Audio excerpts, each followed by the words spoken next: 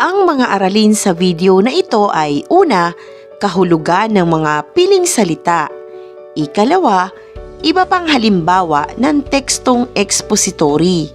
Ikatlo, karagdagang kaalaman at gabay na sagot sa ilang mga katanungan tungkol sa aralin.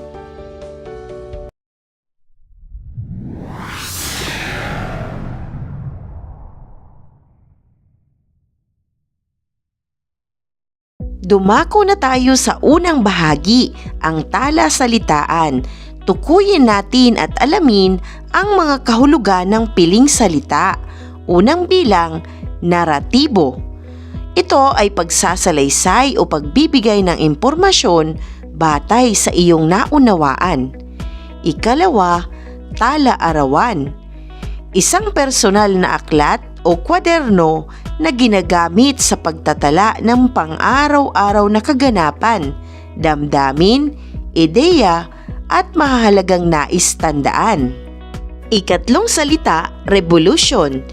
Ang ibig sabihin, himagsikan o panghihimagsik, tumutukoy sa pag-aalsa o pagre-rebelde ng taong bayan laban sa pamahalaan dahil sa pagtutol o pagtanggi sa pamamalakad ng mga otoridad o mga may katungkulan.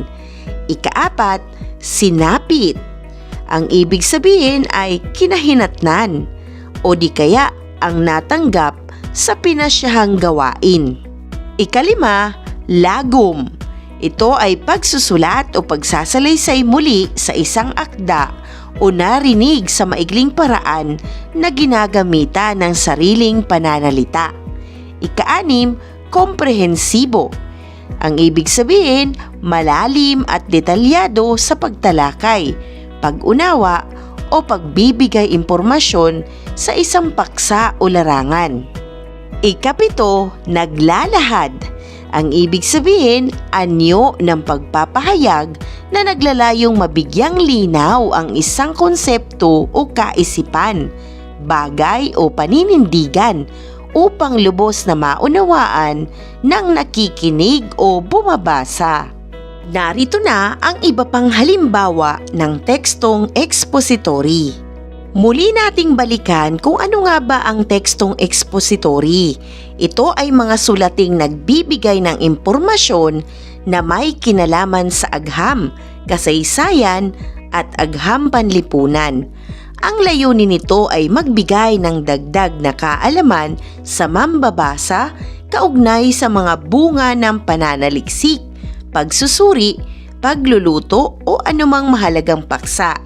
Ilan pa sa mga pangunahing halimbawa ng tekstong expository ay ang mga sumusunod. Unang bilang, memoir. Ito ay naratibo ng aktwal na karanasan ng isang tao tungkol sa isang mahalagang pangyayari sa kasaysayan.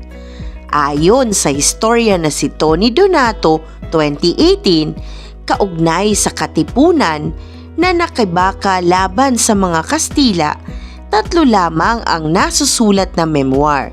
Ito ay ang Katipunan at ang Rebolusyon ni General Santiago Alvarez, memoir ni General Artemio Ricarte at ang tala-arawan ng katipunerong si Castor de Jesus.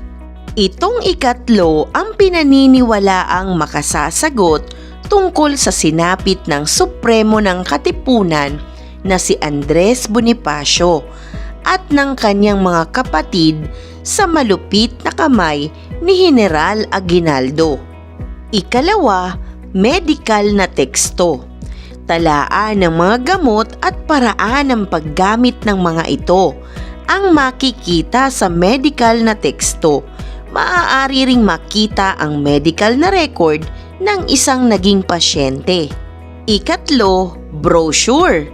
Sa Pilipinas, kalimitang ginagamit ang brochure bilang pamphlet para sa mga pribadong paaralan at mga kumpanya tulad ng bangko, malls at iba pa. Naglalahad ito ng impormasyon na maaaring makapukaw ng atensyon o mapakinabangan ng sinuman. Ang mga brochure ng paaralan ay naglalaman ng mga kursong offered para sa mga interesadong pumasok, pati na rin ang misyon, vision at history ng pagkakatatag ng nasabing paaralan. Ika-4, menu. Ang menu ay ang komprehensibong talaan ng mga ulam, pagkain at inumin na ibinibenta ng isang restoran. Nakalagay sa menu ang mga presyo ng bawat pagkain, pati na ang mga combo meals para sa malakihang order. Ika-5, transkripsyon ng talumpati. Ito ay lagom ng mahahalagang impormasyong binabanggit sa isang talumpati. Halimbawa nito ay ang mahahalagang pangako at programa ng Pangulo ng Pilipinas na binabanggit niya sa kanyang State of the Nation Address o SONA. Kalimitang ginagamit ito ng mga mamamahayag sa telebisyon na naghahatid ng mga balita.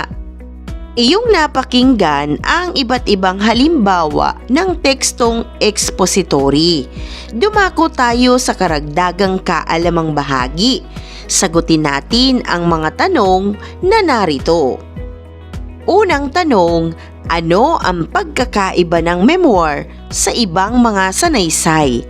Ang sagot na narito ay maaari mong maging gabay lamang. Ang memoir ay tala-arawan ng karanasan. Kaugnay nito ang mga kaganapan sa iyong personal na buhay o mga pangyayaring natatangi hinggil sa maraming bagay. Kwento ito ng buhay ng isang tao na inaalala ng karamihan dahil sa malaking ambag nila sa lipunan. Samantalang ang sanaysay ay paglalahad at pagtalakay sa isang tiyak na paksa na pinag-uusapan ng bayan. Isa itong matalinong pagpapahayag at pagsusuri sa mga bagay-bagay na sangkot ang lipunan. Naglalaman ng ideya at kaisipan. Layunin nitong magpahatid ng matalinong pagkukuro sa mga usaping panlipunan. Ikalawang tanong, paano nakatutulong ang pagsusuri sa memoir sa pag-unawa sa tunay na naganap sa kasaysayan? Muli, ang sagot na narito ay maaari mong maging gabay lamang.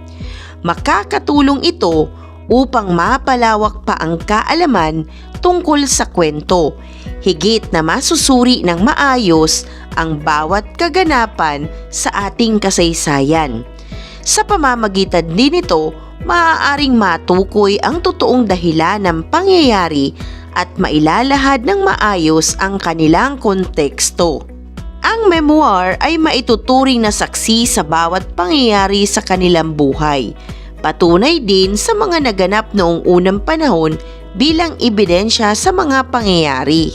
Isang mahalagang aralin muli ang iyong napanood. Maraming salamat sa panonood sa channel na Aralin sa Filipino. Huwag mag-atubiling mag-comment ng inyong tanong, suggestions o paglilinaw ukol sa aralin.